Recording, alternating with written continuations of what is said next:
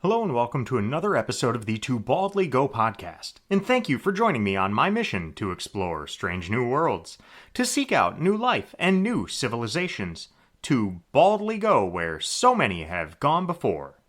My name is Aaron, and I am watching Star Trek for the first time from the beginning, then discussing with my wife Abby and our friend Nate. This week, we will be discussing the next 3 episodes of Star Trek The Next Generation, Time Squared, The Icarus Factor, and Pen Pals. Now, energize. All right. Hi, Should we talk about some Star Trek? Should. Let's talk about Star Trek. Yeah, let's start with our first episode this week, episode 13 of season 2, Time Squared. The USS Enterprise discovers a Federation shuttle containing an exact double of Captain Picard from 6 hours in the future. What'd you think of this one? I almost want to turn this back on you because you and I had a little text conversation A about little it. bit. And how you attempted to watch it, but at like 10:15 at night and fell Yeah. asleep. Did that get better the second time around, or Um, so here's my first note I wrote after rewatching. uh, Okay, so I stayed awake this time, but found myself easily distracted. Not sure I can go higher than a 6. okay. So yes, as Nate said, I started watching this at about 10:15 thinking I should go watch an episode because I've got some time. And then I also thought I also don't start watching things at 10:15 because I know I'm not going to make it. And I was watching the episode, taking notes, I was typing away on my computer, and then all of a sudden the episode was basically ending. It wasn't over, so there was still stuff going on, and I was like, I feel like I missed something. Did I fall asleep? I don't know. And I couldn't tell because I had seen enough, but I had seen enough, but didn't feel like I had everything.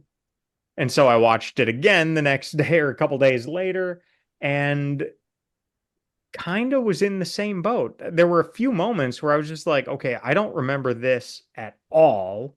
Like I didn't remember the scene with Picard and Riker where Picard is really having like an existential crisis and is taking the counsel of his first officer. I didn't really remember that, but then I remembered the vortex appearing and pretty much everything after that. So I may have dozed off for a couple minutes, if that. But yeah, I ended watching the first time that I had a difficult time rating it initially because I couldn't tell if I had dozed off or if I just felt like something was missing from it that maybe explained everything. So at that point, I was like, it was okay. If I missed something big, then maybe that'll pick it up. But if I didn't, then something is missing and I can't put my finger on what it is. So yeah, at least as of now, maybe I have to watch it a third time to appreciate it. But I gave it a long way of saying I gave it a 6. That's fair. Abby. I want to go last. I'm curious what yours first. Okay, that's fine. I'm happy to go. I generally enjoyed this episode. Um, this is one of the episodes that I always like. There are little clips of it that I remember, but I always forget about the episode as a whole until I watch again. Like, oh yeah, it's this one, but it's not. I don't know if that makes sense. It's not an episode I ever think about, but there's certain like little scenes from it I think about a lot for whatever reason. Um,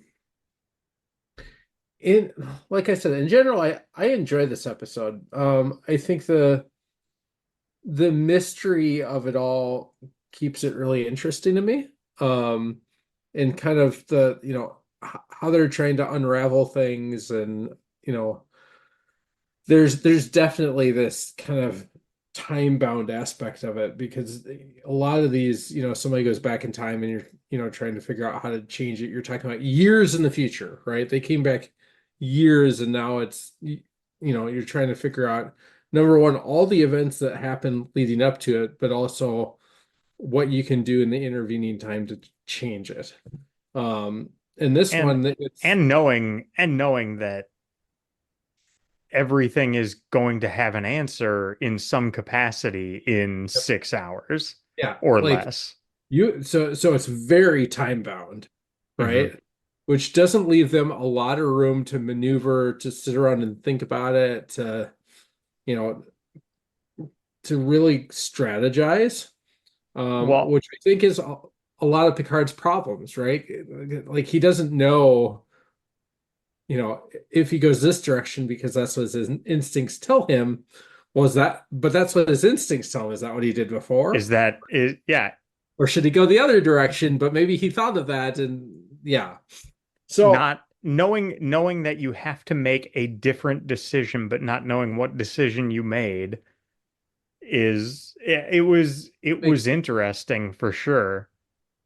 I think that again we have an episode where Patrick Stewart um acts extremely well, because he's kind of playing almost, number one, almost a different character, Hmm. with the second Picard, but also that inner struggle with himself that I was just talking about, of what should I do? Like, and why did I leave?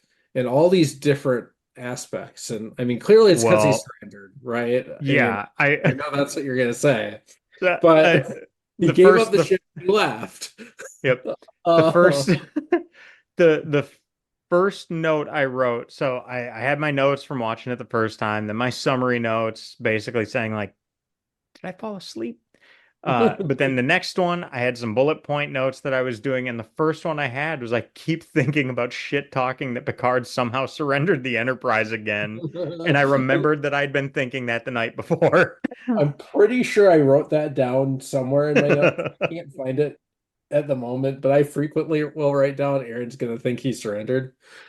That being said, the my my long-winded explanation leads up to, I gave it a 7. I think there were little things they probably could have done better with the episode to make it, more cohesive. But at the end of the day, I thought it was really interesting. I thought their explanation for why Picard left, albeit a bit rushed and without a ton of explanation, at least was an explanation, right? He didn't just abandon the ship, surrender. Like, Hmm. for some reason, he was the target, not the ship, and his thought was, if he left, If I get everything would away be from the okay. ship, I will save the ship. Yeah, and so it's a very noble thing. So Yeah. I don't judge it as harshly as you. I find it to be an interesting episode, although the difference between a 7 and a 6 isn't really all that much Yeah. either.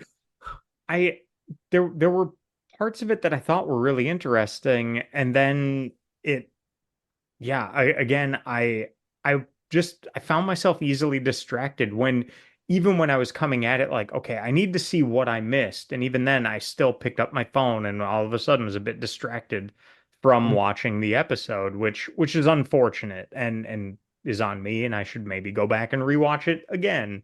And I'm sure I will revisit it at some point. But yeah, even then I all of a sudden just felt like, okay, I didn't really miss something that was going to be capturing my attention, except for Yeah, I did really like the scene between Picard and Riker. I thought that was a that really was a good, great. it was a great interaction between them. Um, and just how he expressed that being frustrated, or I guess I don't remember if it was Picard saying it or Riker's observation that Picard was frustrated because not only could he not see the solution, but that he couldn't define the problem. I thought that was a really insightful thing How to frustrating. say. Right. especially when you're somebody who is so good at what they do. Yeah. To then feel so helpless was good. So, like you said, Patrick Stewart did an awesome job in it. I found myself thinking it wasn't really a that strong of a Picard episode, though. I didn't think it. Picard wasn't the strong leader he normally is because But he I think was that was the so point. lost. Right. It's not a But strong character moment. It is a strong acting yes. performance. I think Now, my biggest problem with the episode was I couldn't wrap my mind around. Obviously, they kind of explained why the second Picard is so out of it because he's displaced from time, mhm. by these 6 hours. But what never made sense to me was necessarily why he got more coherent and aware the closer they got to the time, because Because it's wouldn't he not like still be he was, 6 hours away yeah, from because he's his not normal frozen time? in time, so he's still moving. He's still always 6 hours ahead of them. And I think that bugged me a little bit, but Yeah. yeah. Just the discussion of gravity and time made me think of Interstellar, and Mhm. anything that makes me think of Interstellar is pretty cool. Not a bad thing. But yeah, a question I had when watching it, was this the first time it happened? Or were they stuck in a loop? It's a They great talk about question. it. They talk about a Mobius strip Yeah. and being stuck in there. So with that being the case, if they were in a loop, did they have basically infinite attempts to get it right? Without knowing it, though, that's the Right, challenge, right? They don't right. know. Abby, what did you think? I actually really liked it. I found it Yeah. intriguing the whole time. So I actually originally started higher, and then the ending was really rough for me in that it was just this, well, obviously I'll do the opposite and then it'll all be better. It was just Yep. very choppy Very for rushed. me. Yeah, yeah. So a lot of build up, a lot of really good tension, good themes throughout it as well that I really liked. I thought it was a very strong episode that way. It was choppy towards the end, trying to like get the resolution out there. So I had to bring it down for that purpose. So I originally had it as an 8 as I was watching it, and then I dropped it down to 7.5, given that ending just being like, well, I gotta go. And then just the random, I'm just gonna shoot him. We're all good. I'm just gonna shoot Yeah. Picard. That'll fix all of And our leave. problems. If I kill myself, then they can't kill me. Then they obviously won't blow up the Enterprise. Like the Right. logic there isn't there. We don't know why they're attacking him versus the Enterprise. We don't know, right? It's just Yep. so that was a bother that it just happened to work out well. Um, there were a lot of things I really liked about it. I obviously like the character development and like just the off big decision making character development. So I like the breakfast and eggs with Riker in the morning. I thought that was so great. And it's just so great that he was terrible at it. I Yep. originally wrote, Except for Worf loved Well, it, which is the well, best part. a cook is only as good as as his his ingredients. ingredients. Yeah. Right. But So yeah, I had a then couple Worf thoughts on that. delicious. Well, and that's a recurring theme later on. Riker's still cooking. Yep. And apparently he just got into the Klingons palette, and he liked the Klingon palette, remember a couple of episodes ago. So maybe he just has that. But I did got a chance to see Data's awesome acting again, where he's sitting there and you see Geordi go with the eggs like under his breath. You see Pulaski make that face, and then you see Yep. Data look at both of them and kind of go, "Uh-oh." Yeah. Like he's the wheels are turning. It was great. No. And But perfect I Data just I too love it. when he sees Riker cooking and he's just like, why would you do that? Yeah. Yeah. Like, this is not efficient. Yeah, no, I thought that was great. I was confused because my brain thought this was a Q episode because it was time squared. And I was like, is this a Q episode? I swear to God, there was a Q episode called like It's Q Q squared. Q squared. So I was like, did they give away this is a Q episode the entire time? I was like, that was really dumb. And then it wasn't a I Q think that's a episode, which Voyager episode, though, by the way. I feel like there's a squared episode that was Q. I'm pretty sure Q squared is a Voyager episode. I don't I'd know. have to go look. But I was looking at trivia for this and it cracked me up because this was actually meant to be a two-part episode and the other part of it was used in a Q episode. So I'm like, okay, I'm not entirely wrong. Yeah. Um, I was gonna save that for the end, but yes, the it's like trivia I wasn't entirely off in my guessing on that one. Um, again, some great moves. I'm going to list a few of them here. Again, Data in the shuttle when they were trying to figure out how to get the power to turn back on, when they did the thing that really shouldn't have worked. Data did one of these like smirk and kind of like grin, like oops, like it was just how he did it was so robotic though. It was so good. Um, but on a serious note, though, they had some. As soon as they realized that Picard was the only survivor of that, the absolute devastation on the current Picard's face was enormous. And you immediately saw it. Like he's facing his absolute worst nightmare. Outliving your crew, it's got to be the most devastating thought, like catastrophic loss of life, and then to survive it and be the sole survivor of that. It's literally the exact opposite of everything he stands for. So it's essentially calling him a coward, a traitor, maybe. I don't even know, but like Well, all the and things that had to then go through his head at that point. and then him trying to figure out, I know me, how would I get into a spot like that willingly? Yes. And Right. then knowing there has to be an answer to it. But what is it? Yeah. Well, It's very and powerful. that's the exact word for it. It's powerful. None of us would have had a better answer for it. It's Yeah. just it's so for that purpose, it seemed very realistic isn't the right word for it, but the emotions were very relatable. It's like, what would I do in that situation? I know what my job is. My job is to save this entire crew, but I still think this is the right decision. And he's second guessing himself. And that was hard to watch as someone who has always seen Picard as so strong. He knows what he's doing. He doesn't show that weakness in front of his staff, his people, his he's just the strongest person.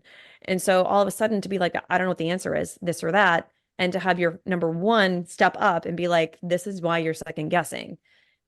That's huge. That Yeah. trust and that vulnerability was in this episode. We saw our leader be shaken. And then we saw his second in command step up and go, no, you are Yeah. still one of the strongest people I know. You will make the right decision. Do not second guess yourself. When he very easily could have been shaken by that. If your leader, who you always know is right and you trust to your dying breath, all of a sudden is weirded out by this, to put it mildly, and you've just found out that your entire ship in 6 hours blew up in a different timeline, I'd be pretty shaken as the first officer. But Riker's like, no, I trust you. I trust you're going to make this right. Yep. And that's so big to me. That is so cool. Um, I thought there were a couple stupid things on it too, just dumb stuff like Deanna's possession scene when she's talking to Picard, like the other Picard in the sick bay. She does this like, ah! And like head back and like it was like straight out of a horror movie, just really Right. poorly acted. I usually love her. That was not well done there. I did find it interesting that you can just grab a phaser from the wall of the shuttle bay. That was Just open cool. the door and Just open the door, grab your free shuttle, get your free phaser with every I thing. guess And we have much random like people who are on security in shuttle general bays on too. Starfleet vessels, we don't put weapons into an armory or anything like that. So No, and it's not like shuttle bays aren't accessible. They're not a secured area.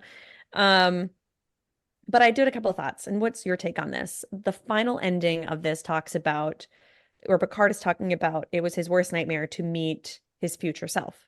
mhm. And it made me stop and think about, is that because he's afraid of making that person proud? Or is it because he's happy and content in where he is now and just live life for the now versus for the future on it? Yep. I don't know which one, but it was a very powerful comment to say he would never want to meet his future self again. He wants to be in the now and be who he is today. And I thought that was interesting. Would you meet your future self? Would you meet 6 hour from now, Nate, knowing that they're not going to give you any lottery numbers? They're not going to go back. They're not going to tell you, hey, buy Bitcoin now. They're not going to tell you any of that stuff. They're just going to tell you 6 hours from now after a tragedy struck. Oh, I mean, it's a tough question to answer, right? Yeah.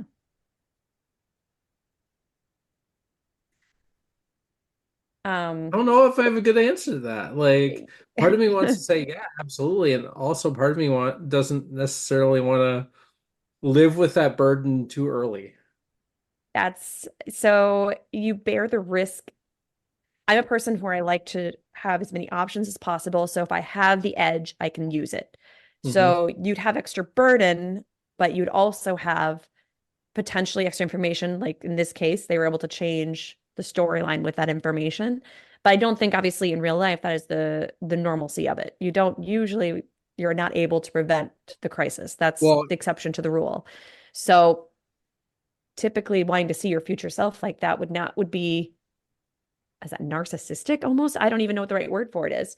Like I think the moral of it is being content in who you are today and being proud of who you are today so that you can, because you're held accountable to yourself of the future, right? right. So I don't know. I thought it was a I mean, very deep episode for that reason. to me, it would be, kind of like in this episode, knowing at least part of the direction that Picard had taken kind of helped them find a different direction, right? And stop the tragedy from happening. So I think I would want to know if it gave me the opportunity to change things to make it better. Um, but if it didn't give me that opportunity, I don't necessarily think I'd want the additional burden too, right? But again, it's hard to say unless you're in the moment.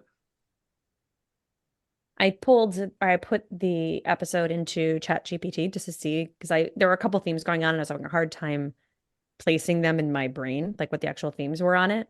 And this one fit under the self and identity theme, where it's Picard is forced to confront his own identity and potential future. But I found this was interesting. Your self identity can change so quickly. We're talking 6 hours difference. And he Yeah, questions his entire identity from a 6 hour future self. We're not questioning ourselves from 2 days or 2 years or 20 years.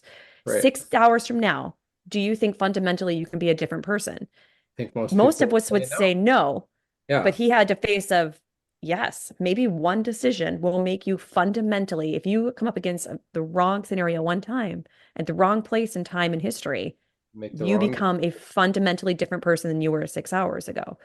Or are we all fundamentally different 6 hours now than we were 6 hours ago because of what we learned and how we interacted? Yeah, I think we all have that capacity, but rarely does anybody actually do it. I recall hearing a quote from, I think it was Pete Holmes. I heard him on a podcast long the time ago. comedian Pete Holmes. Yeah, Yeah, yeah, but he's got some profound, deep thinking. yeah. He's And he's really in talented. I like him. in the podcast, he made a comment because they were talking about philosophical things, and he said basically, you don't have to be the same person you were 15 minutes ago. Like you can choose to fundamentally change by accepting something, a new vision of reality or whatever you might want to call it. But now, does that happen frequently? No. Well, I would imagine not. But there's nothing that prevents that from happening aside from choosing not to. Right. So yeah, I think people very well could be essentially a different person in in that kind of time frame. Well, and let's go backwards, right? So, I mean, it's one thing to look forward, look into the future and say, is there something that could happen or a decision that I could make that would make me fundamentally different 6 hours from now or whatever it is? But what about looking backwards? Like we've all Mhm. made decisions in our lives that have changed who we are, hopefully for the better, right? But Mhm. and then if you narrow that down, I bet a lot of times that could fit into a 6 hour window, right? Yeah. And so suddenly you've found a period of time where you've made a decision, you've done something that maybe you would never thought you would have done, and 6 hours later you're a different person. Yeah. You Without know, it's realizing. interesting. We're recording this, on what is it, September 12th? Mhm. Yes. So it's just that relative closeness to September 11th that as soon as you That- said that, it made me immediately think how fundamentally all of us were changed yeah, on in that one day. minute. In one Yep. minute. From Yep. 1 minute to the next, one change will fundamentally And impact your life and I forever. would argue several times throughout that day, Mhm. Yeah. as you watched each event happen, like the first plane, the second plane, the Right. third plane, the first tower, like, Right. you It know, fundamentally shaped an entire generation of young people because we mhm. weren't quite adults yet when it happened, but we weren't necessarily children either. But it changed the trajectory of a bunch of young people to honestly live in a little more fear, Yeah. not be as bold, be more cautious, potentially more brazen in some areas, things like that. So it's interesting. One moment can change you. So you can be a substantially different person, completely changed 6 hours from now. Mhm. Just crazy. Yeah, And hate the person you became 6 hours later, like Picard did. it's always possible. Mhm. So yeah, I mean, I think I that's a think the lot of the episode stuff doesn't that get as much credit as it should for that reason. I agree. I think there's a lot there. And to your point, half the problem is it gets so choppy and rough by the end and just kind of rushed that I It's not think, its fault though. yeah, if it was a two-parter and they could have Mhm. rounded it out, this could have been kind of an epic episode. I think so. I think it should have been a two-parter like they originally intended, and they could have actually played this through to fruition, and that would have made a much more satisfactory ending. They had amazing themes on this one, amazing character development on it. You had epicness, but it just was too short at the end that really just felt almost honestly like original series-esque, where it's like big build up and we're done in 3 seconds. Yep. Out. There was no turnaround. There was reflection at the end of, I don't think I'd ever want to do this again, but I don't know. I think Yeah. Aaron underscored it. I'm a little disappointed in him. He's always wanting these philosophical episodes, and now he finally No. gets one, and he's like, And "Yeah, it he was gives terrible. I fell the asleep." spaceships and aliens the high numbers, and then the philosophical ones he And underrates. I feel like he should give Star Trek more credit here as well, because we took in a litter on Monday of 1 week old babies that our neighbor found. 1 week old baby no. kittens. So we They're were up teeny every 2 hours bottle feeding babies on Monday. We do not bottle feed babies usually. I have older kittens if I foster kittens. So we had babies, like, and we're at, what is it, 4 a.m. We're sitting in there and Aaron's like, this is why we don't have any more kids. I was like, uh-huh. To be fair, you were actually the one that said that, not me. Oh, there we go. I was in full agreement. Full but agreement. We are yeah, not made for Hey, getting up I every 2 understand. hours at night anymore. So go that being full said, Danny Glover on it. we Getting have too old been for this shit. too old for this shit. God, those are So great we have movies. been tired all week as a result of that. So I think he owes Star Trek an apology for his being I think tired. you're right. This is kind of like when he shit all over the Trouble of Tribbles. He's just, Didn't shit all over it. I'm sorry. I've been married Just to him said for it was 17 overrated. years. I'm committed to this relationship at So this point, but there's some and things that I just can't change about him, and I wish I I'm could, man. I'm going to tell you though that my rating of this Oh, are episode, and you? even though this has been a good conversation, I'm not changing my rating uh, until I watch it again. I watched it the first time on Saturday night, and then I watched it again on Sunday. So Yeah. this was before the little kittens came into the picture. This was something, So, yeah, I watched it. I believe it was Saturday night. It may have been Friday into Saturday. I don't know. so what But I'm hearing is you're just wrong. perhaps, He is a lot. or It's okay. perhaps you just really want this episode to be better than it I, was. I don't think I do. I don't have any like me. There are definitely going to be episodes that I have more like emotional attachments to that I will likely give a higher rating to than Yeah. they deserve. I don't think this is one of them. No, Like this is and an episode I just forget exists. I can So, absolutely see which I think is almost the definition of an okay episode. Um, but I watched it twice. I dozed off for a few minutes once and found myself just easily distracted. So I And see, honestly I I can't have the say opposite. exactly what the solution was, except for he shot the other Picard, and then they didn't try to escape the vortex. They went through it, and then everything was fine.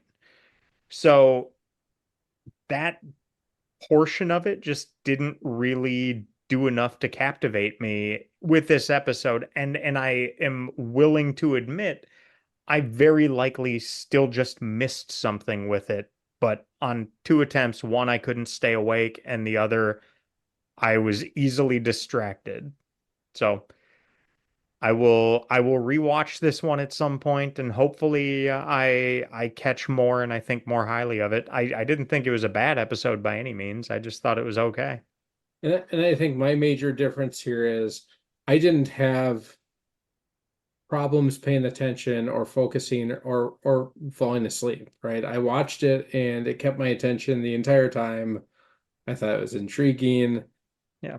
The reality of it is there's how many episodes of Next Generation? Like I think 130, 176. something like that. I'm not going to remember No. all of them off the top of my head. This is a good episode. It's just not an episode that I frequently remember exists, Yeah. right? Yeah. I thought it was just it was okay. And I think I even prefaced it, or at least I did in my mind, that I'm giving it a 6 and I'm probably wrong. But Okay. I can't bring myself to give it a 7 because I can't put my finger on, okay, what made this episode actually good or stronger. While there were good moments in it, the overall storytelling, the overall just episode wasn't bad. It was just okay. Oh, So, that's fair. any worthwhile trivia on this one, or should we move on to the next episode? Um, let's see. There's a couple of them. Abby already mentioned that, this is meant to be a two-part and that it was going to be revealed that Q was behind all of this. I think that's super interesting. This is a bottle That episode. that would have been more compelling I than some agree. random ass vortex that they have to go through.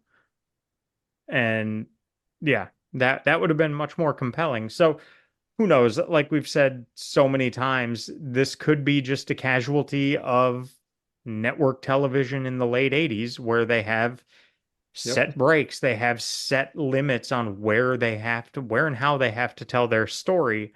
Yep. And it may not be what the story really needs, but it's what the advertisers want, and that's They why have we to have a do. show to watch. So it's better than no episode. Yep. So this is a bottle episode. Entire episode is filmed using only the main characters and sets. Interesting. Yeah. And then I think there's really two other there might be more. Hang on. So at one point, Picard admits he has trouble with waiting patiently, and Riker says that it's Picard's Persian flaw, which is a term I had not heard before. In traditional Persian carpet weaving, it is standard practice to deliberately put in a few mistakes because attempting perfection might offend God. Hmm. So Picard So, being impatient is his way of not being perfect as he might offend God.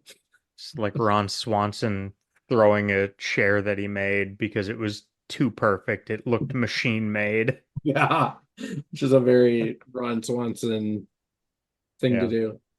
do. So shuttle number 5, the Elbaz, which Picard used to escape the Enterprise, is named after Farouk Elbaz, a geologist who helped train the Apollo astronaut command module pilots to observe the moon from orbit. Hmm. So kind of an interesting little thing there. The original title was Time to the Second, However, the final title would mathematically be written as time with the exponential 2 for time squared. Both titles refer to the power of 2 in reference to the present and future Captain Picards. Let's see here. So I need to step back and just have a little asshole moment here. So they had somebody training them, the Apollo astronauts, to look out and study the moon while orbiting it. How much instruction did that take?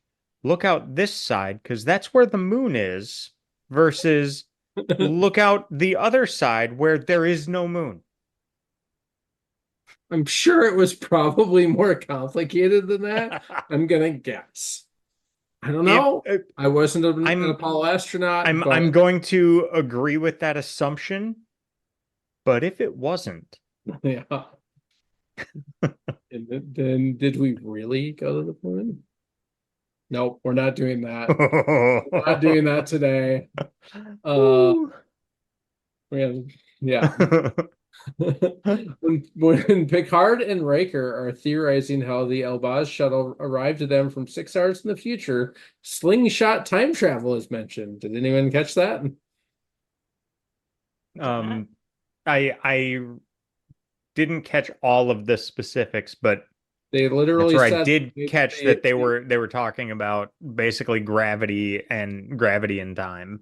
Well, they mentioned the shuttle may have slingshot around a nearby star to go back in time, which is the method that Captain Kirk and his crew used to go travel back in time in The Naked Time, Tomorrow is Yesterday, Assignment Earth, and Star Trek IV: The Voyage Home. So, well-established use, right? Yep.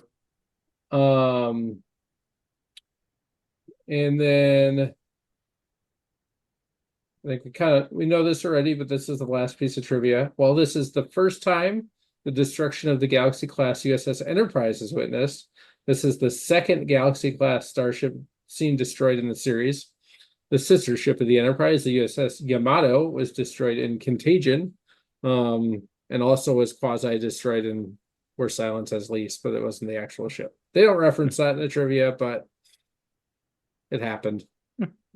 So little pockets of interesting trivia there. Yeah.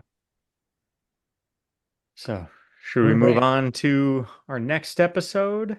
Let's do it. In which Riker's long-lost father reappears on the eve of his departure to become captain on a new starship in episode 14, The Icarus Factor. What are your thoughts on this one, Abby? I didn't like this one. I gave it a 6. I have literally one note, and then I had nothing. I can almost guess what that note is, but say it. No, probably not. Because I was just like, we almost lost Riker again. Yeah, that's fair. That was my one note, and then oh god, we're talking about the dad after just referring to the last episode about the dad. Like that's really crazy. So I thought it was a little bit of a follow-up to that episode, but otherwise, I just didn't care. I didn't care. I don't like, but this is where I don't like family drama. I don't watch sitcoms for this reason as well. It's not something that's up my alley. This became a family sitcom or a family like drama that it's a really shitty family sitcom because it also wasn't funny. It's well, whatever, a family drama. And I don't watch those shows because I don't appreciate that. So many humans' lives are shitty like that in real life. I don't need to watch about it in a show. So I just typically don't watch that stuff. So this to me hit everything in a show that I do not watch. I do not watch that family drama for entertainment. And it was a shitty father situation, which I have experience in. So I just don't appreciate that. So I was like, okay, cool.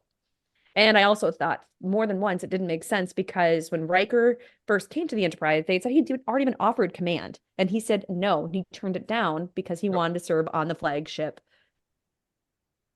And he got a solid year. Say that in the pilot. Things can change, and if you get your experience and you do want to have that he passed option. the captainship because he wanted to be on the flagship.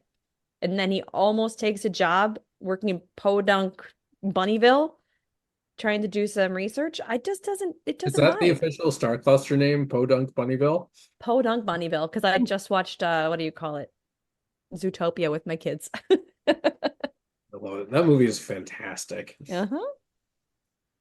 So that's my one note. I didn't like it. I probably could have even gone lower, truthfully, but I felt guilty about doing that because I got to channel my inner Greg and be like, all these episodes are great. Yeah. Wasn't that great? So I That's all I got about it. I am with you like to a T. I also gave it a 6. I probably could have given it lower. I hate his dad. I think he's a terrible human being. I think we see that throughout this episode where he's just a dick.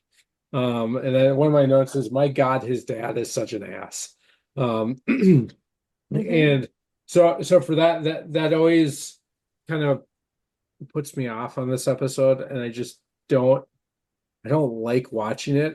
I think the only reason why I gave it as high a rating as I did is I did I liked Riker in this episode. I liked his character development, his dialogue, him kind of being the focus of it, and the struggle that he was going through, kind of wrestling with the fact that his father shows up out of nowhere. He's has to make this really life-changing decision. He wants to be a captain, but he doesn't want to leave the ship behind.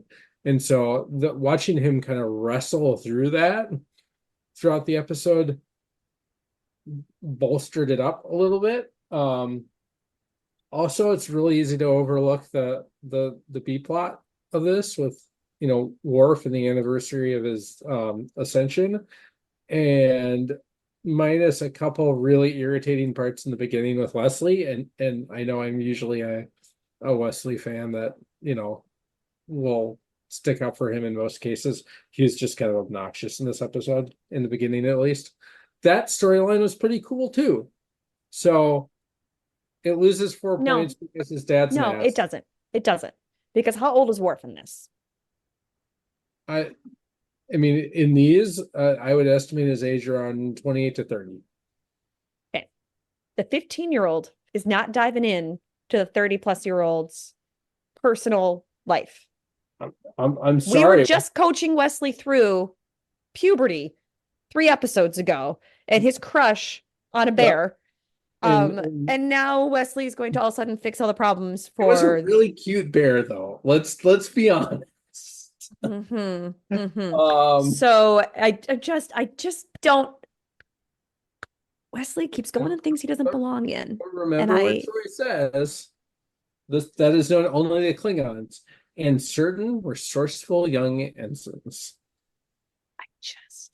What makes you think someone couldn't do that?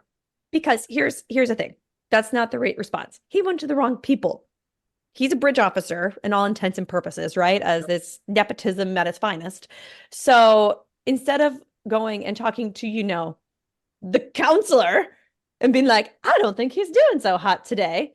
She could have been like, yeah, he's sad or he's angry or that's just him. And she could have actually, talked to him within the role in which she is actually, therefore Wesley's got to go dig in his personal business. Like, what if he was just I don't know. What if he was just having a day? What if he did? Now, what if it wasn't the ascension thing? What if Worf was just hormonal? Then he wouldn't have found the ascension thing. It would have been, well, Worf's just crabby today. He was just, Wesley got all up in somebody else's business and it wasn't his job to do it. I didn't have that big of a problem with it. Wesley bothers me sometimes. It's world building for I'm telling you, if I'm having a crappy day because of something, I don't need a 15-year-old following me around to be like, what's wrong with you? Are you okay? You still don't seem normal today. You have 2 under the age of 15 that'll do that for you anyway. So I know it. And I boot them away when they do that. I'm like, no, I'm fine. I just have this kind of face. It just looks like this. I'm not actually angry. I don't know. Like I said, I thought he was irritating in the beginning. But kind of how they wrapped it up, I was okay with it. I thought it was an interesting B plot.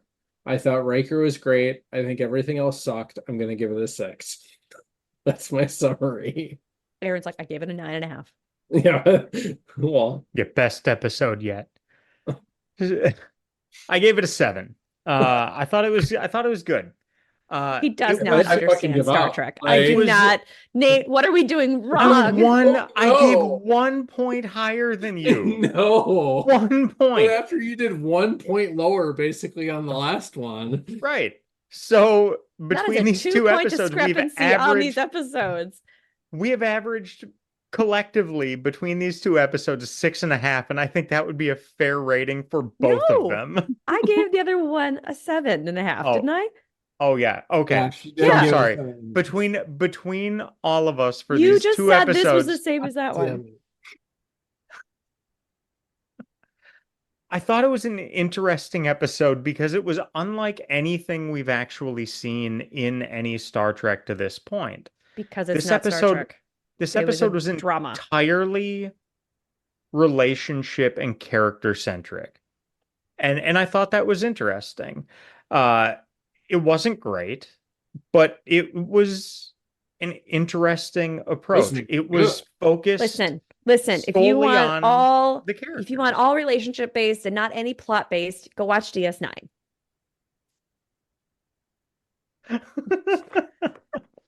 Space.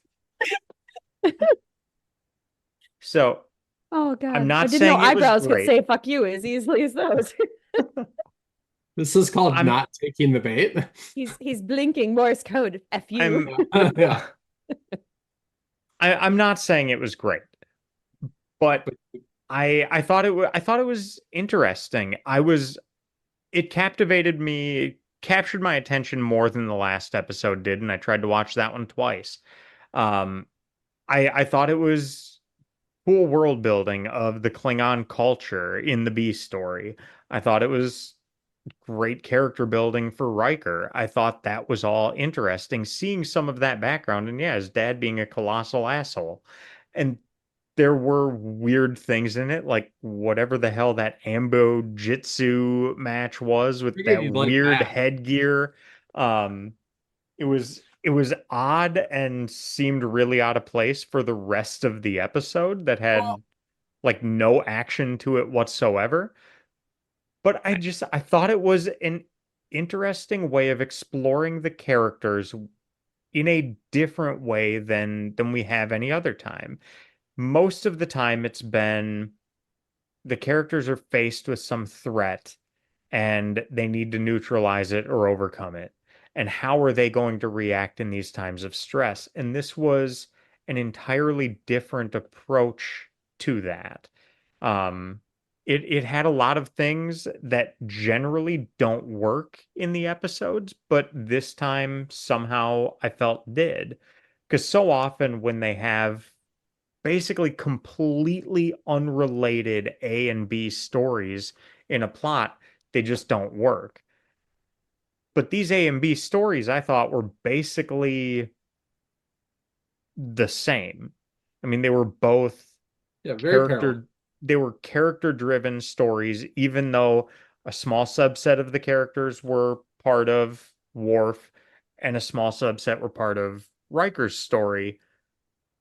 It sort of worked. It wasn't great, but I thought even though they were largely unrelated, they were similar enough that it kind of worked. We had two character stories about Riker and Worf, and then that brought in some of the characters around them, and that was it. Pulaski was kind of in both because she was for whatever reason at Worf's ceremony, which was kind of weird.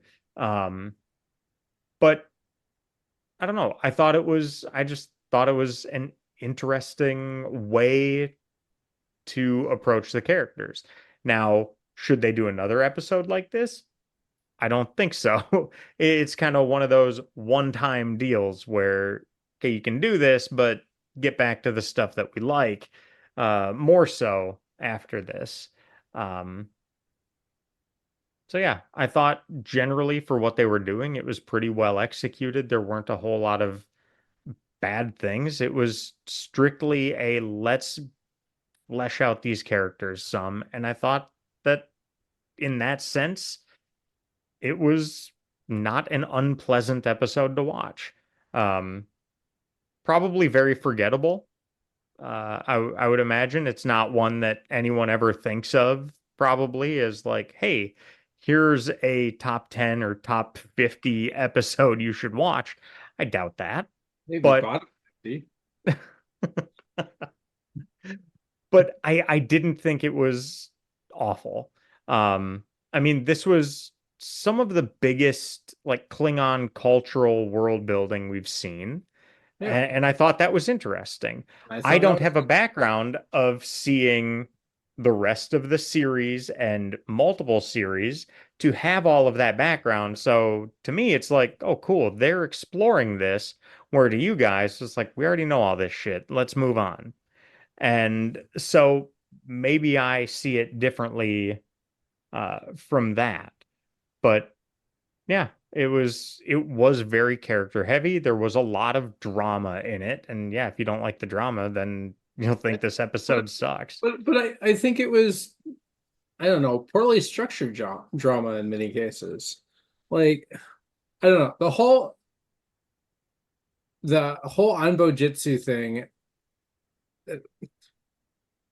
I was sort of okay with it, kind of interesting, but then there's like the scene leading up to it where Pulaski's like, well, you're an old man, anyone could get hurt, like you might get injured, and they go out there and they're in big padded suits in a big padded ring with big padded staffs. I'm like, Hmm. nobody's fucking getting hurt doing this. Like, Right. what's going on here? Just Yeah, it was weird. It didn't really fit. It struck that's where it struck me as very, oh yeah, this was I think they 1989. wanted to do something goofy, Yep. to highlight it's the very like super masculine, like the way we're gonna settle our differences is, we're gonna go out back and duke it out, right? We're gonna And start then they made them wear these foam suits that made them look like total weenies. exactly. But that's where it came from, right? Oh The, yeah. the conversation in the writer's room is real men would go out back and they'd, take swings at each other And and they're just work it lucky out. that it wasn't original series because Kirk would just be like, I can take my shirt off. Yeah, and then just like overhead throw the guy, it'd be done, Yeah. right? But Well, and then the two fists combined down on the oh yeah, the between the absolutely. shoulder blades. With like the almost like the body slam component of it, like it's ear time when he does that, right? Yeah. So I don't know, it's just stuff like that. I don't know. And I wanted to throw something at the TV when his dad looks at it and said, look, I did my best for 13 years. If that's not good enough, I don't know what to tell you. And then storms out of the room. Like, yeah, like you still left when your child was a flippin' teenager. Like, Yeah. fuck you, man. You gave it your best for 13 years. God damn. Like, what a shitty Yeah. thing to say. It yes and no. I think at the same time he's talking to Riker as an adult, and he's saying, you've been harboring this with the thoughts of a 13-year-old who didn't understand things. And here's an explanation. Maybe I failed, but No, there see, is I don't more agree to with it. that because that assumes he took any responsibility. And I would argue at no point did his father take any responsibility for the fact that he walked out on a 15-year-old. Yeah, I don't know. His dad did seem like a piece of shit, so I'm not trying to And defend I him don't all think that you are. much. But yeah, I don't know. And it seemed the Ambo Jitsu match at the end was very anticlimactic and like comes to this realization like, oh, you cheated. And I never won because you cheated. And then his dad was like, yeah, because once you were 12, you could totally kick my ass. He was like, I had to cheat. Um, But is that even the right way to handle it? Like, is it the right way? No. Is it understandable?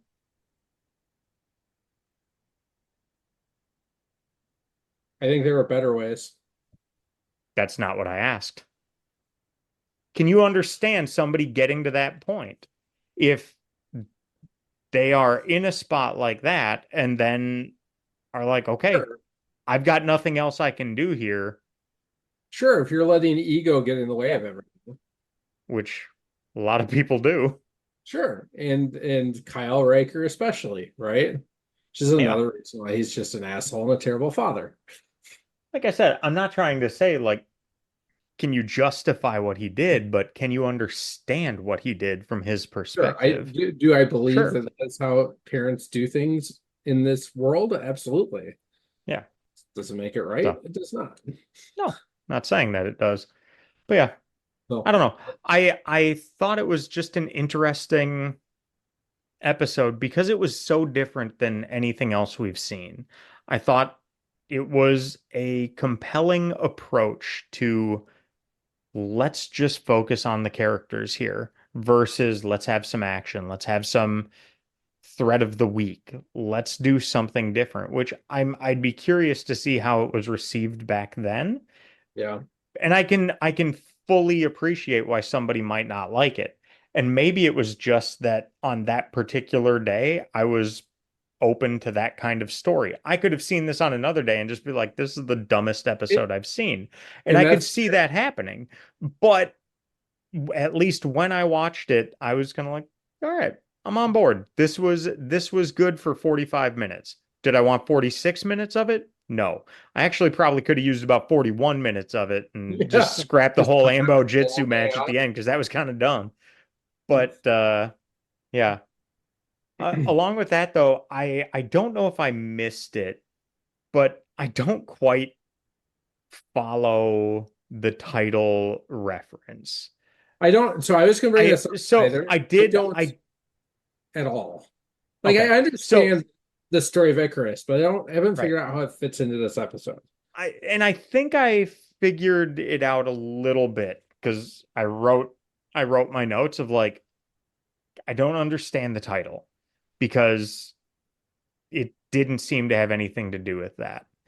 But then I read a little more about the Icarus story, and it's how do you know the Icarus story? He flew too close to the sun. Yeah, Yeah, with flew too wax. close Burned to the him. sun, Burned him alive. flew too close to the sun, melted his wax wings, and he died. Yeah. Right. That's not the whole story Okay. because Icarus was warned to not fly too close to the sun, which could melt his wings, but he was also warned to not fly too low to the water. So this is often used, Icarus, I think, is often used as a story to say, temper your ambition. Yep. Don't like aim high, but don't aim too high. Because if you go beyond what you should, you may get yourself in trouble. As Icarus did, wax Yep. wings melted, and he died. But in the story, he was also warned not to fly too low to the water, which would get the feathers wet, which would basically make the wings fall apart, and he would end up drowning. Yep. So it's an interesting parable. And I'm wondering if that's kind of where this kind of So fell. I Because you found it. see you see a lot of ambition in Kyle Riker, but then is Will Riker, is he flying too low by not taking a command, by staying second in command of the Enterprise versus flying a little higher? And I'm not saying that's at all what this is, but just made me think, okay, how could they be coming to this? Because he is faced with that. Do you want to be the big fish in a small pond or the small fish in a big pond? And Yep. that's kind of what it is. So is Riker ready? Um, Maybe that's what kind of the title's about. Examining, is Riker ready to take on the command of his own starship, though it's one that's smaller than the Enterprise. So it's kind of that, is he aiming too high or too low? Or maybe is the Enterprise the right spot where he needs to be? But the exploration of that is worthwhile. And so the I did find it in the trivia, and the trivia effectively reinforces that. But I think the other piece of this that I think is interesting with this particular episode that kind of helps pull it all together is um it says the title refers to a mythical character who flies too close to the sun against the wishes of his father. So now we're kind of connecting, Kyle into this, which is still, I mean, the funny thing is Kyle wants him to take this command, right? So he's encouraging, theoretically, Icarus from flying too close to the sun, in as one way of looking at that metaphor. Or he's, telling Riker not to fly too close to water.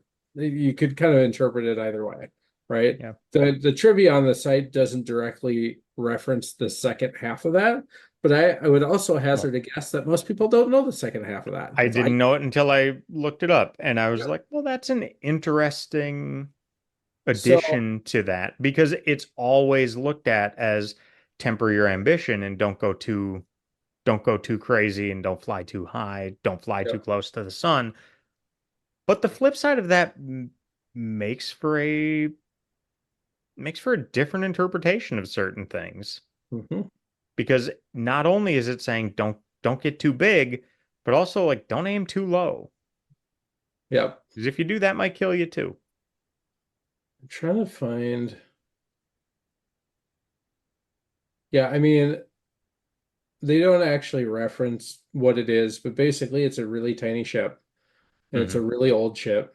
And so it's not. And it was gonna be months and months of high warp speed to get somewhere and maybe find nothing. Yeah. It's not sexy, not cool, not anything versus the Enterprise, right? Yeah. So yeah, if I was giving fractional points for this episode, I probably would have given it about a 6.6, which I round up to 7 because I don't do fractional points. I don't think it was great. It was on the lower end of the good episodes, but I don't know. For whatever reason, when I watched it, it just struck a chord, and I thought it was decent enough. Fair enough. Not much more to add, though. Abby, anything you wanted to add? Are you good? All I think about this episode, just nothing for me. Boo, move on. I don't want to think Move about on. it. That's fair. Don't we spend too much time philosophizing a just bad dad that we just didn't need to see about.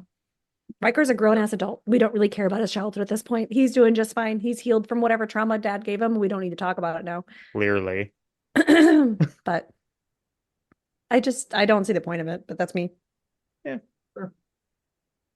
Do you want some trivia? There is some interesting trivia on this one. So all the Klingons that they had lined up in the holodeck for Worf's pain ceremony, one of them was played by John Tesh. Uncredited role, but played by John Tesh. So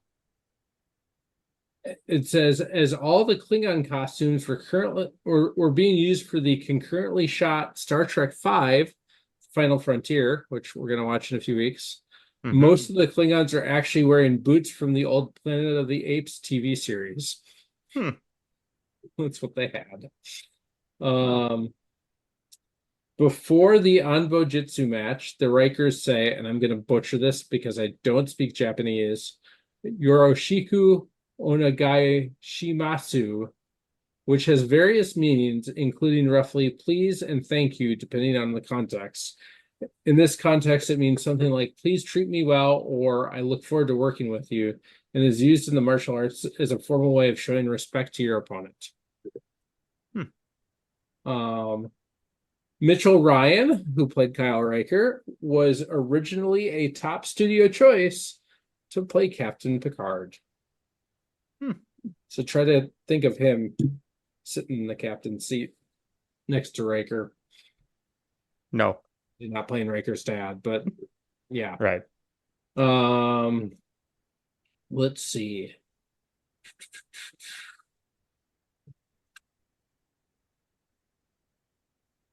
One thing I caught, I don't know, this trivia just makes me think about it, was they were headed to Starbase Montgomery.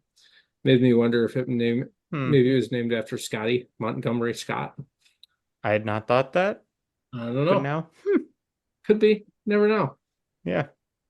Let's see. Uh, so this I think is interesting.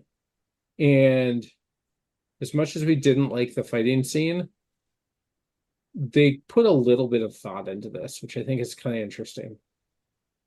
I also want to know how many more times I can say interesting in about a 10-second period. So it says the combat sport played between William and Kyle Riker is a fictional Japanese martial art on Bujitsu. In proper Japanese phonetics, this would be pronounced Anbo Jutsu. But it goes on to say that Bojutsu means staff fighting and is a genuine martial art in Japan. And then you have on, which means dark. The players cannot see each other because of their opaque visors. So on Bujutsu means staff fighting in the dark. So they took a real Japanese martial art, said, we're going to make them fight without being able to see each other, figured out how to name it, and named it actually correctly for something that doesn't exist. Interesting. Yeah. And then that's it. I already talked about the Icarus thing. Here's one other bit of trivia that has nothing to do with the show, but I will call it out because it's kind of fun to make fun of oneself. When I watched this as a younger child and didn't, wasn't super aware of like Greek mythology and some of those things. When I referred to this episode, I didn't refer to it as the Icarus factor. I referred to it as the Icarus factor. One little nugget there. It's like I always remember when I first read Jurassic Park back in 5th grade, I thought Ian Malcolm often, or I thought Ian Malcolm often talked of Chaos theory. There you go. We all have our moments, right? 5th graders is dumb. I don't know what this is, so I'm just gonna phonetically pronounce it in some way that I think makes sense. I in 5th, 6th, 7th grade, I was reading the Sword of Shannara series, and the main character on that is Shea, Shea, and I pronounced it Shia because I didn't know what Shea was. So there you go. Fair. All right. All right. That's all I got for this one. Should we move on to the last episode of the week? Yes, please. All right. Data races against time to save the life of a little alien girl on a planet doomed for destruction in episode 15, Pen Pals.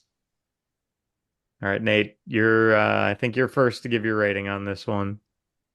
I am. God, this to me, so this is another one where I remember little bits and pieces of it, but forget about the entire episode. And with Times Squared, that was an okay thing because I found it to be an interesting episode. And with this one, I find it to be kind of dumb. I found most of this episode to be just kind of, I don't know, weird, strange, didn't do much for me.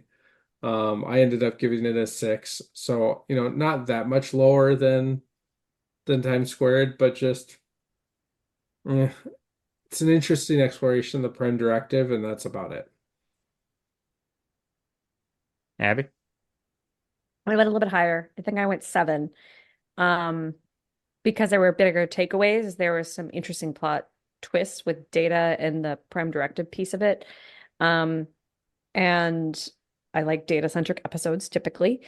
So I like how those play out. There were a couple things that it didn't get an 8 or a 9 because I also had a trouble believing that Data would so willingly disobey the Prime Directive, and there was 0 consequences for his actions. Yep. So he's randomly talking to someone online. He knows better. He's literally knows everything you possibly could know and compute.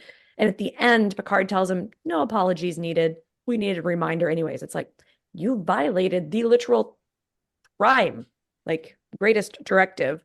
What do you mean there's no consequences? There should have been a note put in his record something like that. And he just kept like doubling down. First, I'm going to talk to him.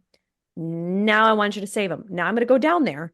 I'm going to keep fighting with you. I'm going to go down there. Oh, I brought her back, by the way. Are you okay with that? Oh, and now apparently we can wipe memories. I didn't know we could do that in Star Trek. So I struggled with that on this, but I liked interactions I was seeing in this. I liked, ironically, the Wesley parts of this. I did have a note on here. Good on Davis, whoever the guy was that Wesley was working with when he told him, I do want this, I want the soil sample. Because before, when Wesley was like, I think we should maybe do this, he's like, are you sure that's a lot? He was, giving his opinion on it. But as soon as he made it in Said order, there's he was being like, thorough and then there's wasting time. right. But Wesley said it as a question the first time. The second time he went in there and says, I do want this ordered. He was like, all right, right away. So I was like, that was a cool officer moment. Like willing to lead and try to help Wesley when he was looking like he was a little uncertain with the question. But when he was confident in his question, he was like, absolutely. What do you want? Let's do it. So I thought that was a wonderful representation of a really cool crew member on that. I think that B plot in general was kind of cool. And I wasn't sure, Abby, how you were going to take it, because it is kind of like, oh, here's Wesley doing something that seemingly important, but also It wasn't though. It was relevant and accurate in how they did it. They discussed the pros and cons of having him do that spot. He wasn't sticking his nose into business he shouldn't have been doing. It was his directive. He was doing exactly what he was told to do. And I liked it. It was good. I like consistency like that. I want to know when, this is a question for Nate, when did the Prime Directive shift as far as our creation of Star Trek world? Because I'm thinking about, and I'm not breaking any news to Aaron because I know he's seen this movie with me, but thinking about like the reboot movies and they blow up the volcano in order to save this pre-warp civilization, but that wasn't breaking a Prime Directive, but right, assisting this planet in literally the exact same way was. Yeah, I mean, it's not been consistently defined. Well, There's a bigger shift between the original series and the next generation that you just don't get involved at all in the affairs of a pre-warp civilization, right? In the original series, it's like you can, if it was clear that they were never going to progress, like if they had stagnated, do whatever the hell you want, right? But I feel like it's that definition has changed or been very fluid over the course of the franchise.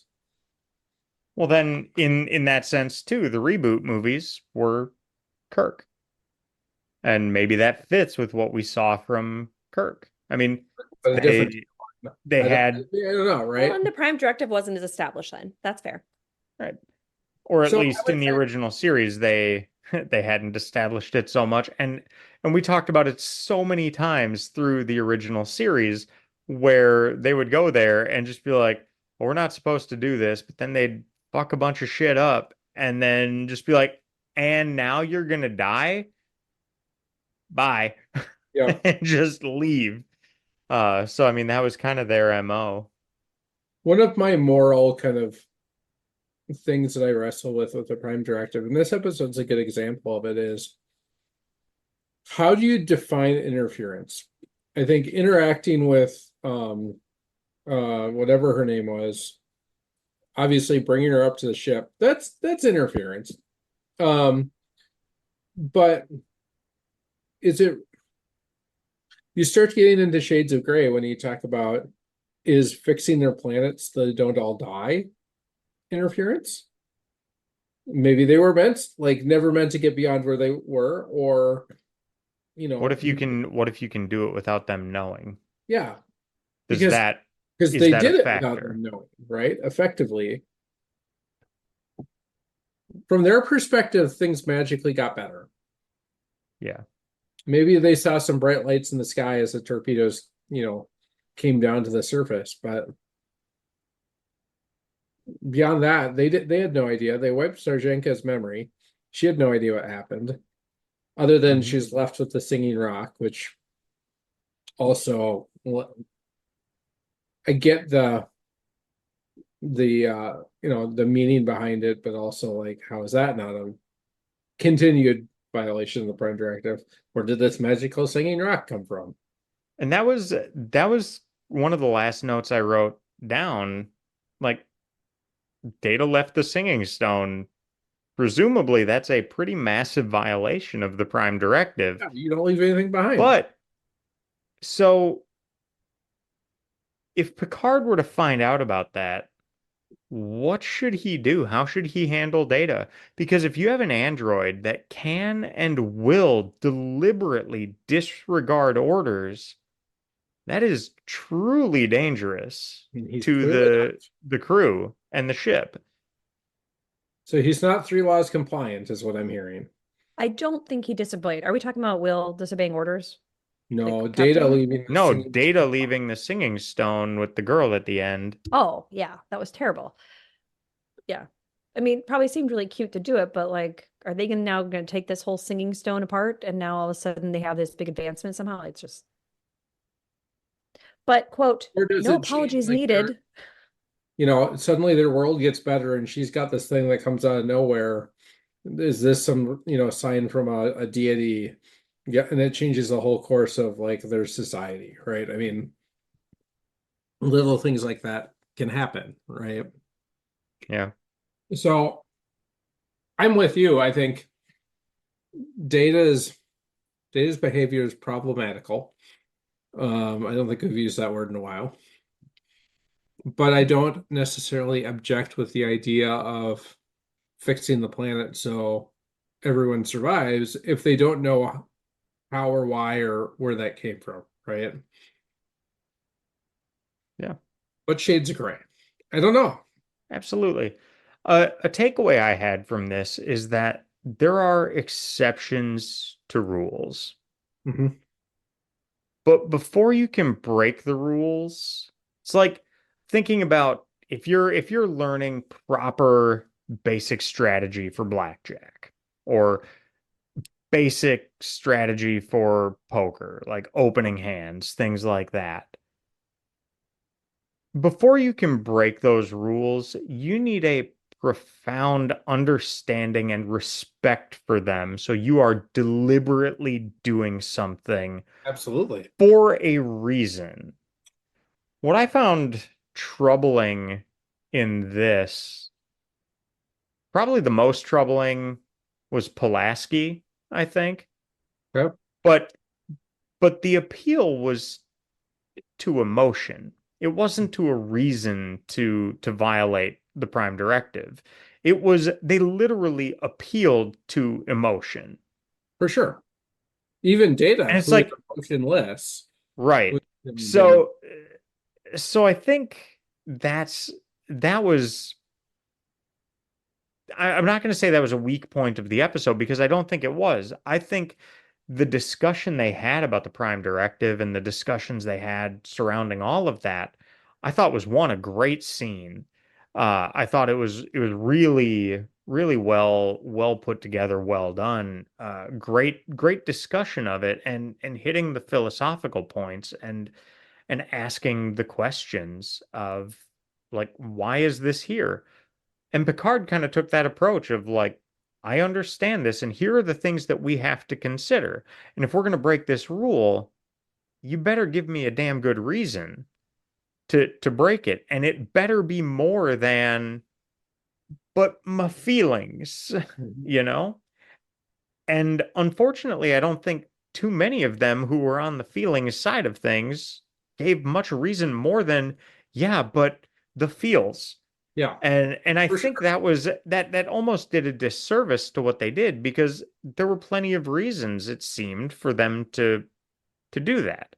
They Mhm. they I mean, not least of all that they could. Um, but yeah, I don't know. I thought it was a I thought it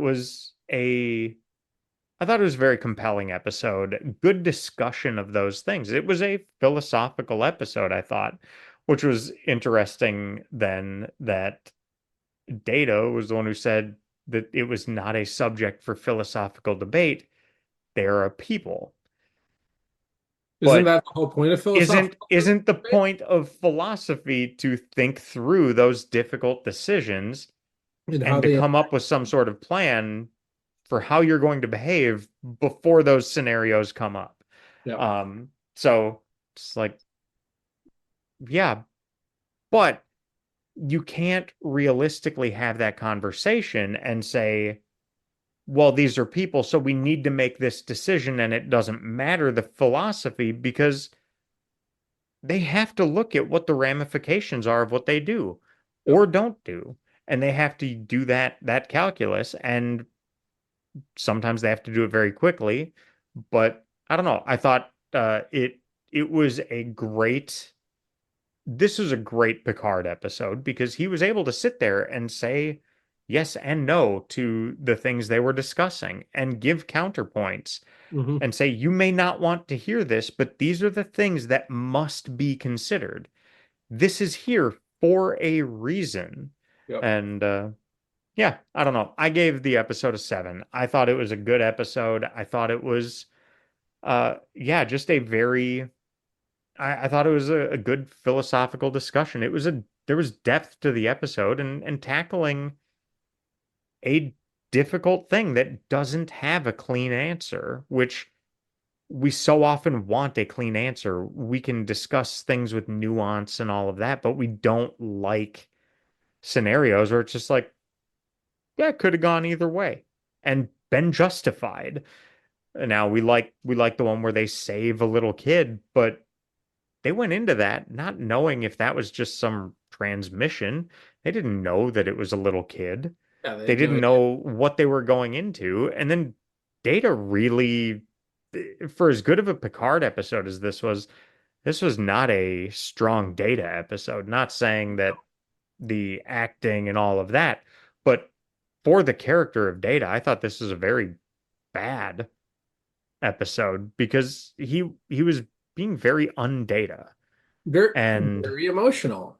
very emotional, but also, but not, he was being very emotional, but also not because I feel like he was doing what I think an android's perspective of what an emotional person would do.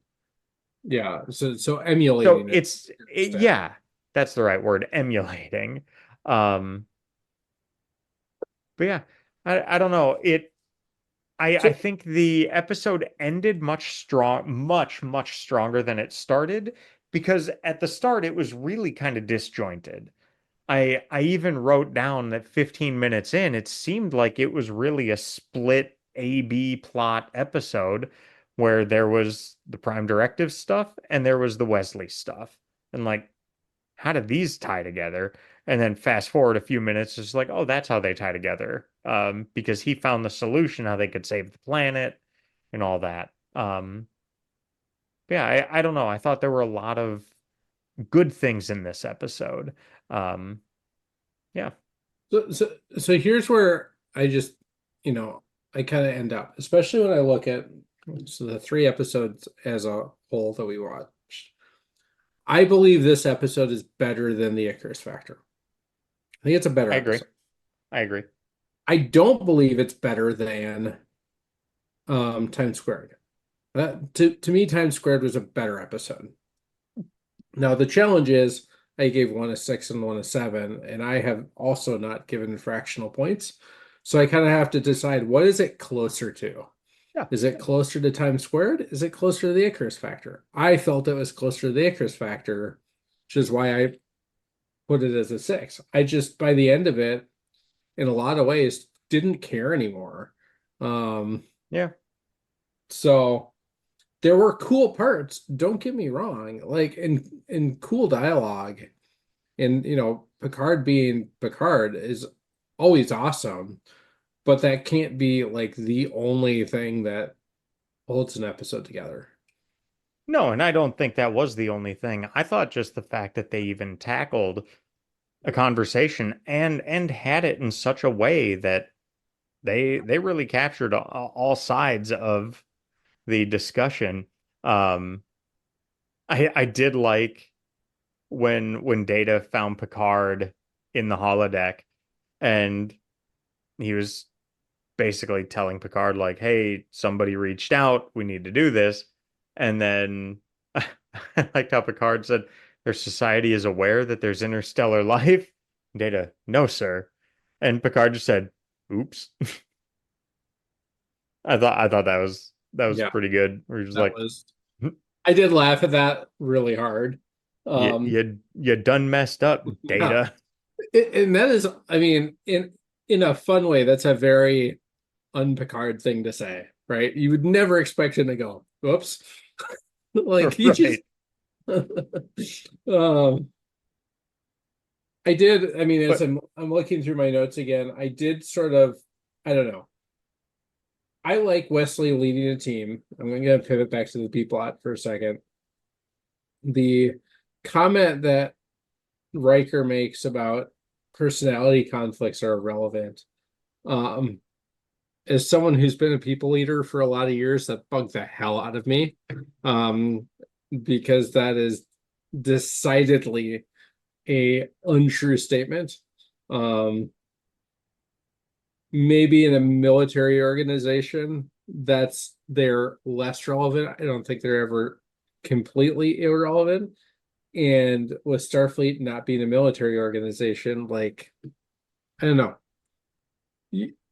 We have all been on teams where we've had to work with people that don't like each other, and that has caused conflict, and it has to be handled, and all these things. And that makes personality conflicts very relevant. And I don't know, from a leadership perspective, that comment drove me absolutely bonkers. yeah, Oh, I don't know. That's just me, I guess, but that's fine. you're on mute. I have to say the best part of this episode though was Miles O'Brien. We get to see Miles being hilarious I love O'Brien. because yeah, right? And Riker's like, take a nap, O'Brien. Yep, Yeah. sir, I'm over here. I'm gonna take a nap. I just woke up. Yep. Yep. You know what I gotta Yep. do? Here. Like that stellar. Like that right there was worth a half a point on a score. I I love that we Yeah. are seeing more and more of him. Well, Agreed. that I thought while those were good lines when he was saying that, I thought when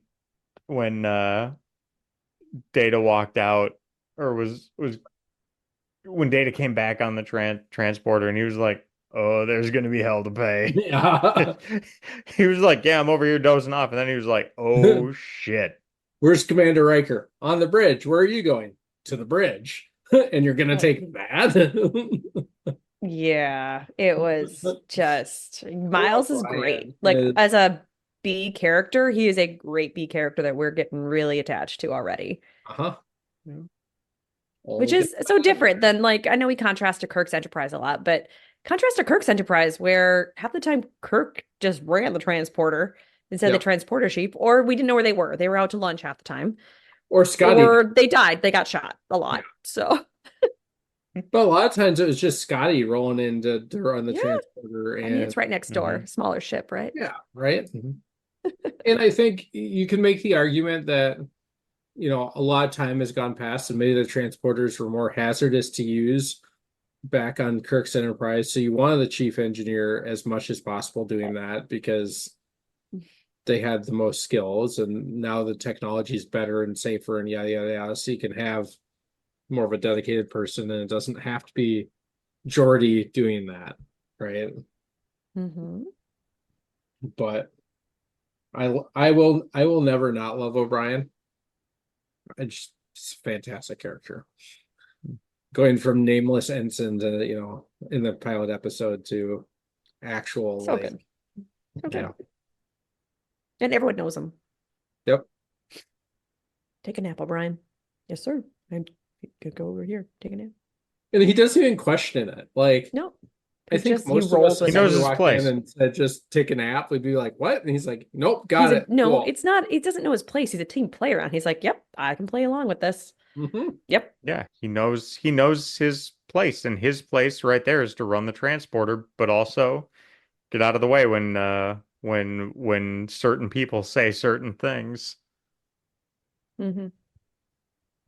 So completely unrelated to anything in the story, I had one phrase pop into my mind when Data went and like moved his hand that opened up that wall and saw saw the volcanoes and everything going off, all I thought was one does not simply walk into Mordor. Where is the eye? Oh my God, Yeah. that's so funny. So I saw this video the other day related to that, not to this episode. We're gonna go down this path for a while. And they were doing an interview with a bunch of the cast from Lord of the Rings, and kind of like a retrospective of filming it and all that stuff. And Peter Jackson was talking about that particular scene in general, which they knew they needed, but they hadn't written until the night before they shot it. So Sean Bean gets the lines for that monologue the morning of the shoot, has no time to rehearse or memorize or anything. So he took the piece of paper and he taped it to his leg. So if you go back and watch that scene, you can see him kind of going and looking down like that it's because he's literally checking his lines as he's going. That's awesome. I thought that was very funny to like, and it's so iconic that look of him like this, Yeah. like looking down. One does not simply walk into Mordor, and he's reading the script. Like that's what he's doing. That's awesome. Very funny. Yeah. I thought that with the hellscape that he was looking at. My thing was how advanced was this civilization that they had disappearing doors like that? That feels pretty advanced, right? Yeah, maybe they didn't have warp yet, but if I can walk up and touch a wall and the door just disappears, like we can't do that. Like, and we're theoretically 150 years from warp travel. Like, hell, it doesn't even happen on the Enterprise. Yeah. Yeah. I don't know. I just overall I thought it was a good episode. Like I said, it started kind of slow, but I thought it finished very strong. There's good philosophical discussion on the Prime Directive and thinking through the ramifications of both action and inaction. And then I thought there were good discussions of leadership and what it is that makes a good leader. And it was cool to see Riker giving that advice to Wesley. And something I hadn't noticed, but as I was looking at the transcript a little bit, when Riker was in 10 forward on apparently a date, and Wesley came in and he just talked to his date briefly and was just like, sorry, family business. Yeah. Like, and went over to talk to What's that Wesley. goddamn class act? Yeah. That is. Or family emergency. Yep. I don't know. Just, Right? yeah. Just really good. I mean, you that's 100% it. Riker is the bomb. Yeah. He's There's no honest to argument. God. Like, I don't know who my favorite character is in this show. I truly don't, but I sure as hell know that Riker's top 3. But well, I like mean, so many of them, it's hard to pick. But Riker is a phenomenal character, and he remains a phenomenal character for 20 years. And I will say that if you don't like the character of Riker, none of this is for you. Like, just quit now. Like, don't go any further. It's not worth it. Don't waste your time because it only gets better with him, right? And if you don't like that, and I don't know anyone who would, but like, how many people are on this ship, Nate? 1,000. So can you imagine your number 2 out of 1,000 people that you work with is that person? Yeah. Who is crazy. That smart, diplomatic, well overqualified for the job because he's been offered twice now for other jobs. He's turned them down, but still is, like you said, a class act with everybody. Like as friendly with the 15-year-old as he is with the older people. And he's got, it's just. So his ego is almost non-existent. He's just fantastic. Very interesting. That brings me back to something then that I think I brought up during Encounter at Farpoint. If you had to pick one person that Next Generation is about, who is it? The default is you probably want to say Picard, but it might not be. About the Enterprise Okay, but let's and the pick a people who character are. though. It's not about any I mean, character. It's about the If you people who had, occupy the Enterprise. yes, but if you had to pick one in any big ensemble cast, it's about everyone.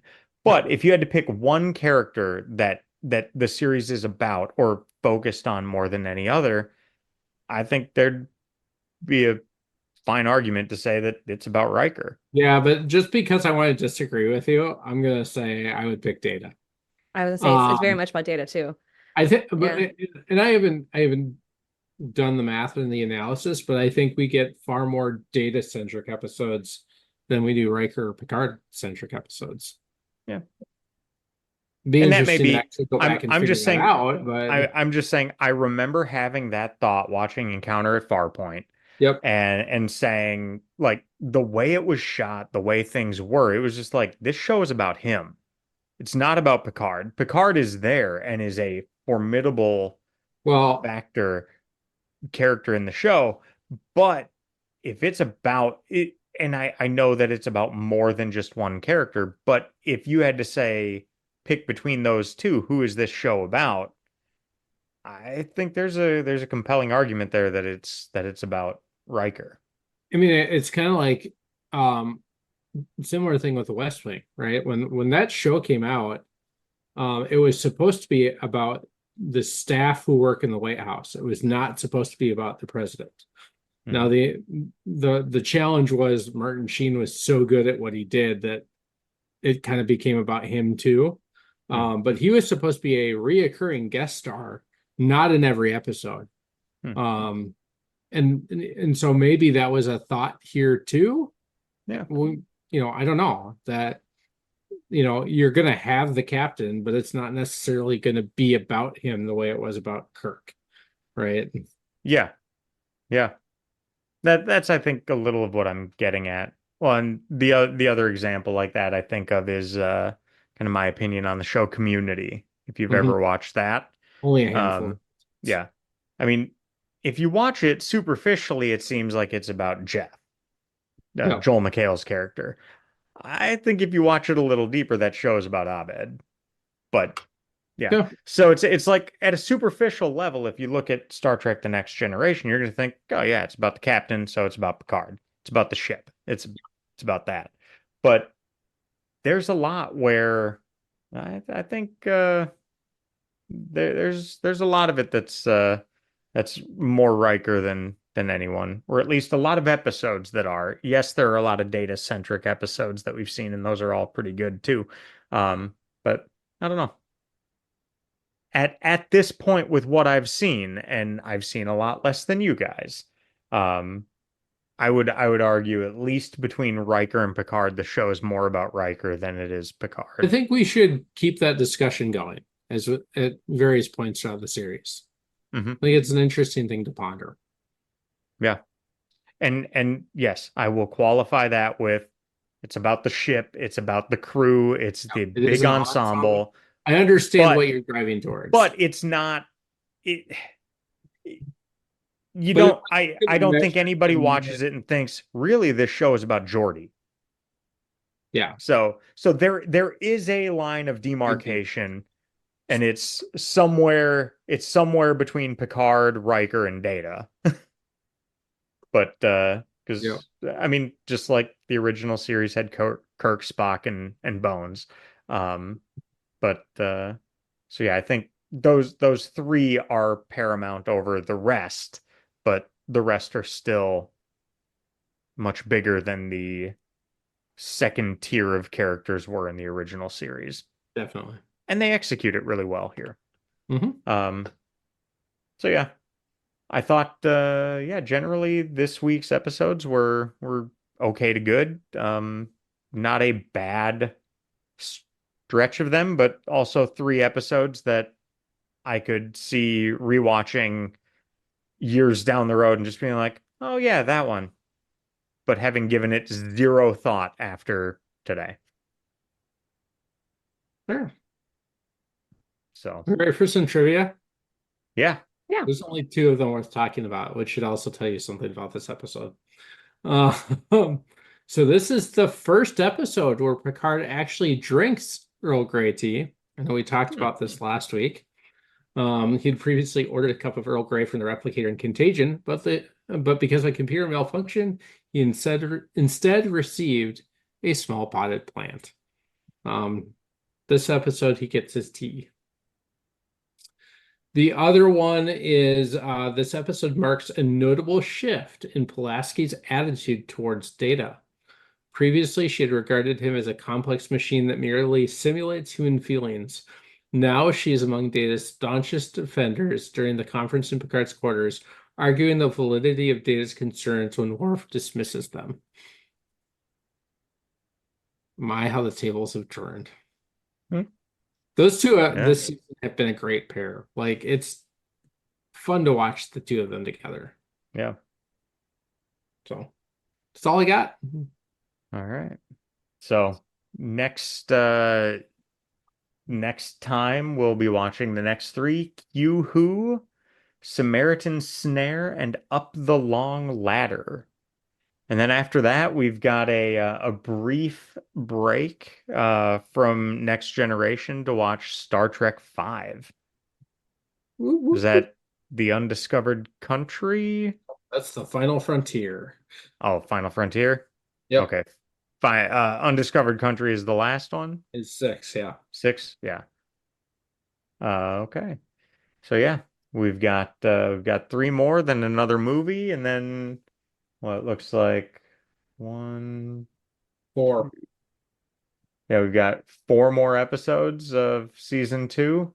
I will propose for the last 4 of season 4, we can do all of those in one episode, one recording. Okay. So we'll have one more episode of 3, a movie, then one more week and wrap up season 2. Yep. All right. I like it. Well, there you go. When I think of Icarus, I think of 2 things. First is the story of Icarus, whom we mostly know for flying too close to the sun. As I mentioned in our discussion, though, there was also a bit of the story about going down low, too close to the water, soaking the feathers of the wings and weighing him down, at risk of eventually drowning. As Spock might say, fascinating. So often it feels like when we reference Icarus, it's to tell people to temper your ambitions. Don't bite off more than you can chew. Don't play with fire. If you aim for the stars, you might go straight into the sun. I guess I'm not sure about that last one. Do a quick search online. Okay, if you shoot for the moon and miss, at least you land among the stars. So I guess that adage is kind of the opposite of the Icarus story. I'll keep mine in there, though. Be careful aiming for the stars, you might end up in the sun. How messed up is that? I don't think that's the point of the story, though. Recognizing limits and using restraint is not the same as aim lower. On the other hand, the second element of the warning seems too often ignored. While we focus on the sun melting the wings, since that's how the story played out, it seems sage advice to also tell most people to aim higher. Yes, aiming too high, hubris, unchecked ambition, ignoring the experience of others, those things can all lead to destruction. But so can lack of drive, lack of ambition. Staying too low can lead to the same result, crashing into the water and drowning.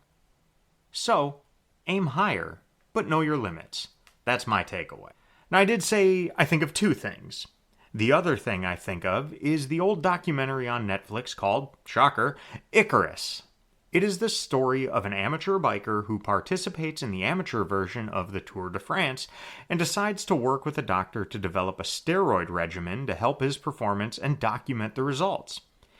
That might be interesting enough, but it opens him up to the world of doping scandals and quickly turns from small sports documentary to full-on geopolitical thriller. It's wild. I highly recommend it. Okay, let's shift a little bit here. I want to revisit Data's assertion that the Dremons are not a subject for philosophical debate. There's some irony in having that statement in the midst of a philosophical debate. In an episode of a show with the presumed goal of making us consider the discussion philosophically. This is part of what is so great about fiction, and what we're able to do with the medium of stories. Fiction opens us up to these kinds of scenarios worth discussing. On the one hand, we have the rigid, uncompromising Worf. There are no options. The Prime Directive is not a matter of degrees, it is an absolute. Pulaski says that seems callous and even a little cowardly. Picard handles it masterfully. He asks tough questions of both sides.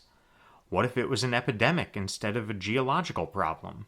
What if it was a war or an oppressive government? Ah, well, now we're all a little less secure in our moral certitude. Philosophy isn't always simple.